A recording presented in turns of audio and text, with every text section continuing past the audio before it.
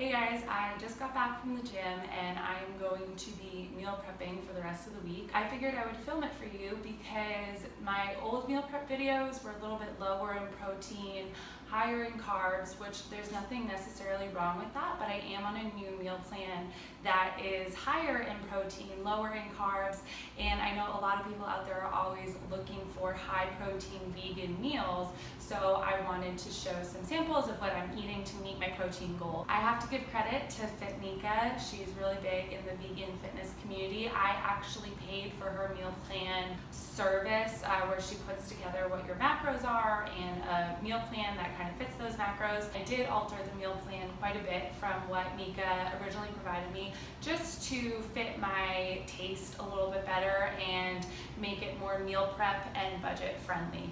So this is based off of her original meal plan, but then I've thrown some of my own recipes in there. Okay, I'm almost done meal prepping and I just realized that I never even told you guys what the menu is for the week. That's why you see this going behind me, even though I'm gonna insert this in the beginning. Breakfast is going to be oatmeal with some berries, chia seeds, peanut butter, and soy milk. And then I'm gonna have a post-workout smoothie, and that is gonna consist of 1 or 2 handfuls of chopped kale, 4 ounces of firm tofu, 1 frozen banana, and that ends up being usually 100 to 110 grams of banana, 1 tablespoon of peanut butter, 1 cup of plant milk, and I put a couple slices of raw ginger in there as well. And then I put some cinnamon and nutmeg on that. Then for lunch, I have a giant bowl of the spinach kale mix.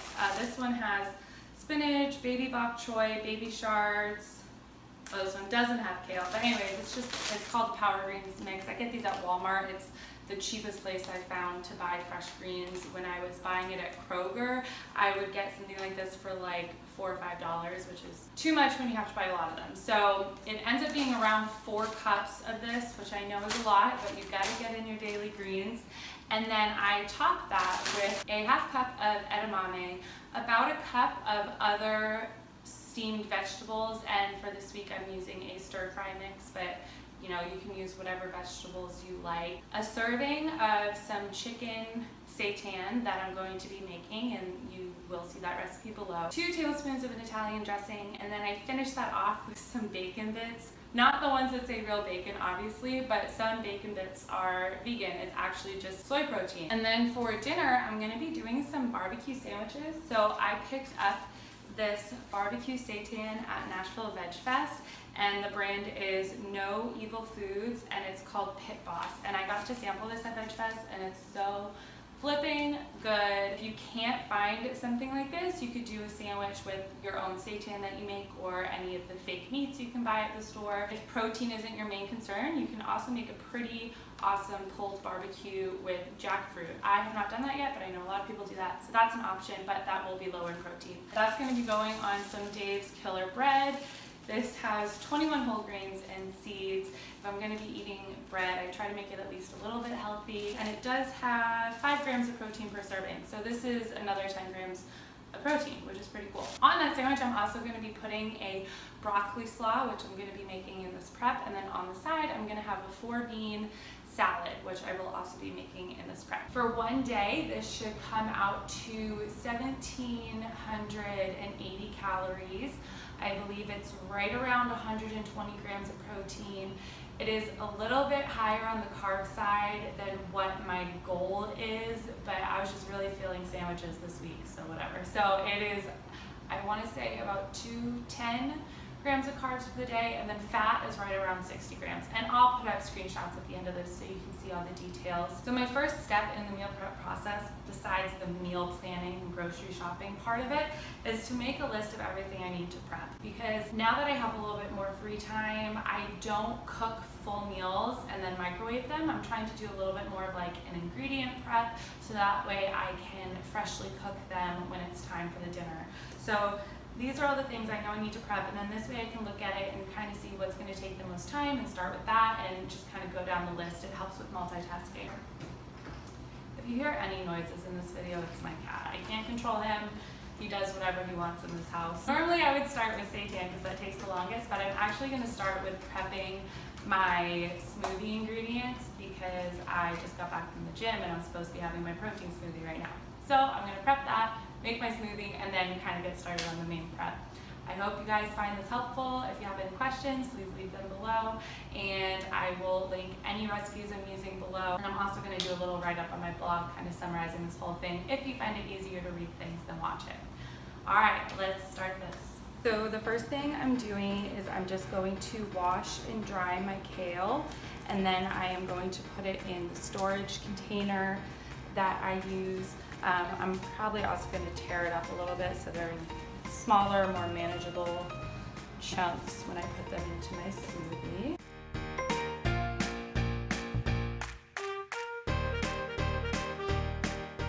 I'm gonna put the washed kale on these towels and then dry it out. The big thing for leafy greens is making sure they're dry when they go into the container, because if there's moisture in there, that's kind of when they start to wilt and you're gonna see it go bad perhaps before the end of the week, and you don't want that.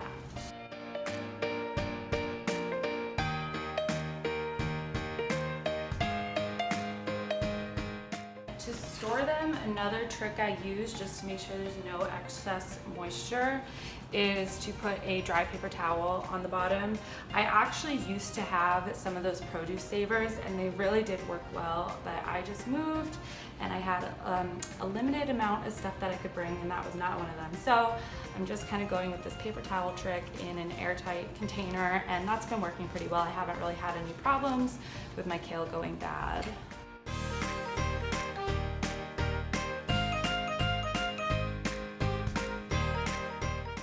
I'm going to be using some of this in the smoothie that I'm making right now, because like I said, I just got back from the gym. So I'm going to go ahead and measure out what I need for that.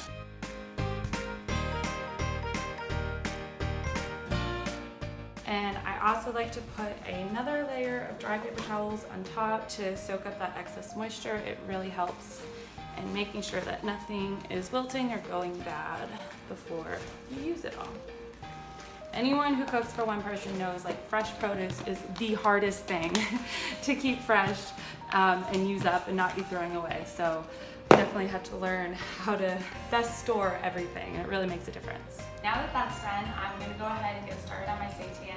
I'm gonna link the recipe I use below. It's from a blog called That Was Vegan, and it's her chicken seitan recipe.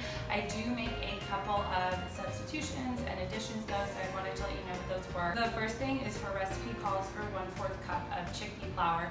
I actually just use another 1/4 cup of Vital wheat gluten, so I think it ends up being 2 cups total. That's what makes the protein content for this so high, is because I'm using so much Vital wheat gluten.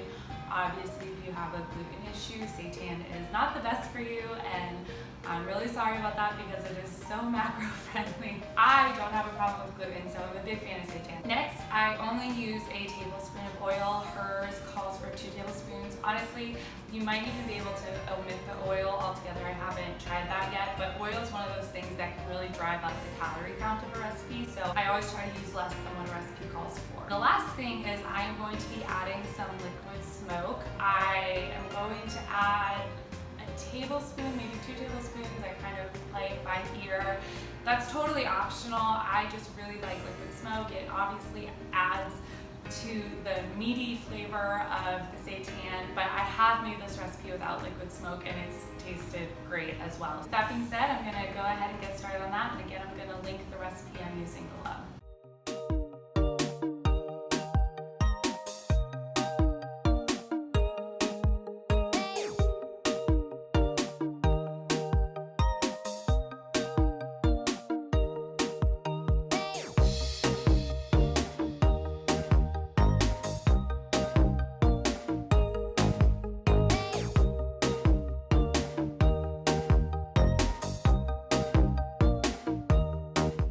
So right now the seitan has to rest before it starts cooking. So I'm going to be making a 4-bean salad, and I'm just gonna use some pinto beans, red beans,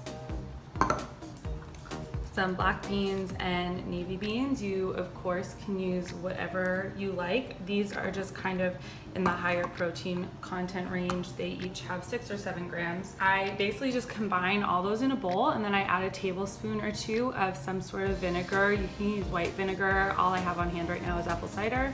And then I just put some Italian seasoning in, and this is a really great little side dish, and it's super easy. One thing to keep in mind is if you're buying canned beans, make sure you rinse them really well. First, it helps get some of that sodium out if you can't find no salt added beans, and second, it can help you with gas and bloating. I know that is a common complaint of people who first go vegan and are kind of upping their bean intake, so that will help with that.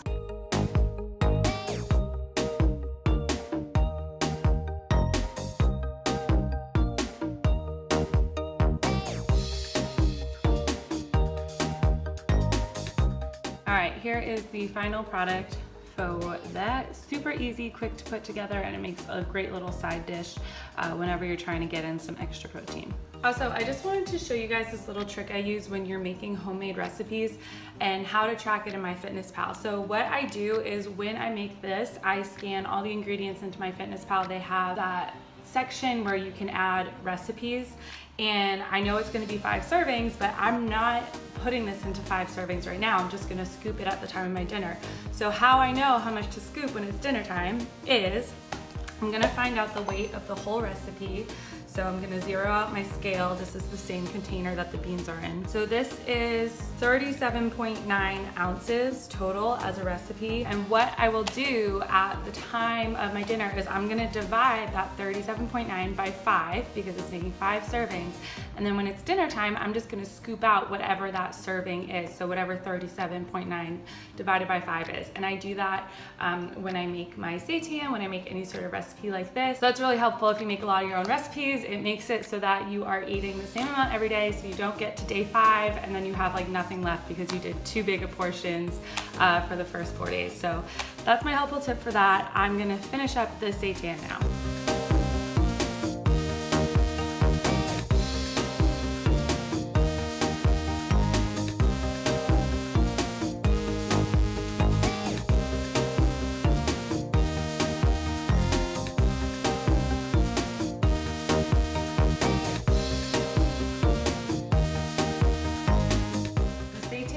Steaming for about 30 minutes, and now I'm going to do my oatmeal. You can do overnight oats, but I bought these quick oats. Oh my god, it's too big for my camera. I bought a big thing of these quick oats, which doesn't work for overnight oats because they get soggy. So I actually put all the dry ingredients into a container and freeze them, and then I microwave them in the morning. So I do 40 grams of oatmeal, about a half cup of blueberries, which ends up being 70 grams. And these are frozen. I buy like the really big bags at Walmart because I'm always using frozen fruit, so it's just cheaper to buy it in bulk. I have this cherry berry blend of frozen fruit. I'm going to add a half cup of these, and that is also 70 grams according to the package. And then I add 2 tablespoons of chia seeds. And again, I buy these in bulk. These I got on Amazon. This oatmeal is basically what I have every single day, even when I'm not really on any sort of meal plan. So just having all these ingredients in bulk keeps the cost down. So that's all I'm going to put in now before I put it in the freezer. And then in the morning, I add a tablespoon of peanut butter and a cup of plant milk. Stir it up, and then I microwave it for about 3 minutes. I'm gonna go ahead and make the rest of these.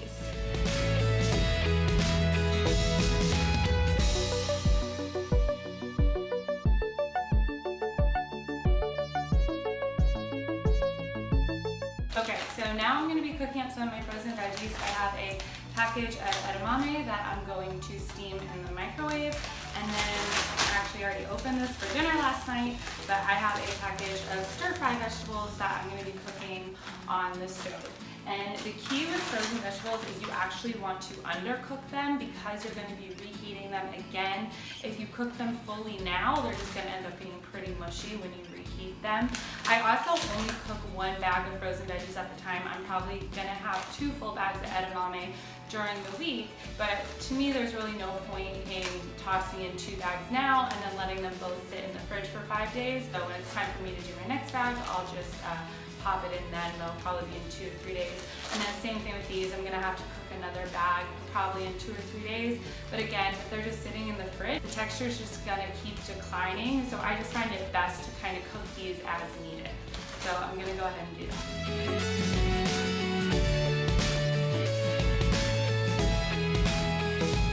While those are going, I'm gonna throw together my coleslaw real quick because it's only gonna take a couple minutes. So this is gonna be going on my dinner sandwiches, and I'm gonna do 1 ounce of coleslaw per serving. So it's gonna be 5 ounces total, a couple tablespoons of mustard, and then I'm gonna do 1/4 teaspoon of mayonnaise per serving. I really love mayonnaise, but it just always drives the calorie count up so high. 1/4 tablespoon per serving for 5 servings is gonna be 1 tablespoon and 1/4. So I'm gonna go ahead and mix these all together. Okay, I lied. 1 ounce of this ended up being a lot more than I thought it would be, so I just did about like half the package because this is just going on top of my sandwiches, so I'm really not gonna need that much. So this ended up being about 3.5 ounces, and I'll figure out what that is per serving after.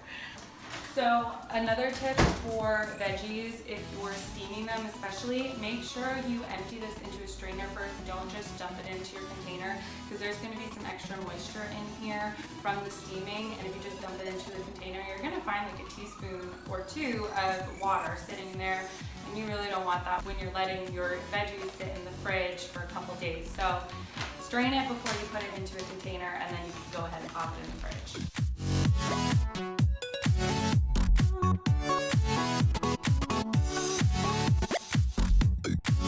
Okay, so coleslaw's done. It's a little bit drier than like the normal coleslaw that you have because I did use so little mayonnaise, but such is life when you're trying to lose weight. It's still gonna taste good, and I just emptied my Tupperware. I don't even know my own strength.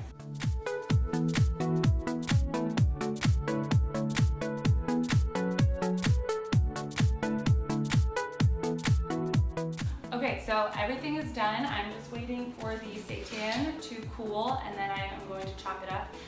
And when that is done, I'm going to come back here, show you everything we've prepped, and tell you how I cook everything at the time of the actual meal. Because like I said, I am not making meals and putting them into Tupperware and then throwing them into a microwave, which is what I used to do, and it's definitely easier. But I kind of have found this ingredient prep to make things taste a little bit fresher. So I'm going to let you know how I cook everything, and then we'll be done with this video. I'm sure it's very long at this point, so I'll be back.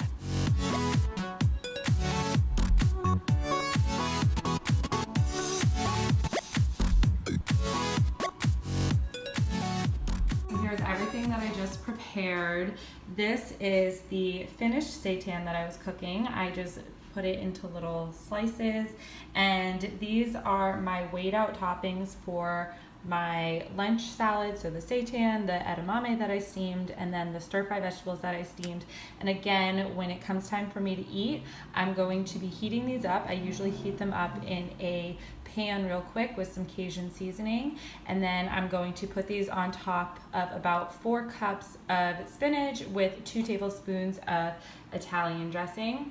So I have 4 servings already, and then I am gonna have a 5th serving, but I'm gonna need to make some more vegetables for it. Like I said, I only make 1 bag of frozen veggies at a time. Moving on, these are the oatmeal bowls that I made. Again, this is oatmeal, chia seeds, blueberries, a berry mix which has like strawberries and cherries in it. And then when it comes time for me to cook these, I take them out of the freezer, put in 1 cup of plant milk, and then 1 tablespoon of peanut butter, and I microwave them for about 3 minutes. Here is the washed kale that is for my post-workout smoothies. I was supposed to slice and freeze bananas for those smoothies, but my bananas aren't ripe yet, so that's why you don't see those here. And then this is the 4-bean salad that I made to go with my dinner. This is navy beans, black beans, pinto beans, and dark kidney beans with some vinegar and Italian seasonings. And this is going to go on the side of my sandwiches. Also going with the sandwiches, this is the broccoli coleslaw I made. This was a pre-made coleslaw mix with just a little bit of just mayo and some whole seed mustard, and that will be going on my sandwiches as well. And that is everything. So I am going to try to write out some of the details in a blog post. I hope this helps, and I do have the macros and everything, which I will screenshot and put at the end of this video so you can see exactly what it all came out to. That's all for me. I love making these meal prep videos because I'm meal prepping anyway, so might as well film it. And I'm really hoping to get a lot of new content to you guys this summer on my channel. So subscribe and subscribe to the blog. Thanks, guys.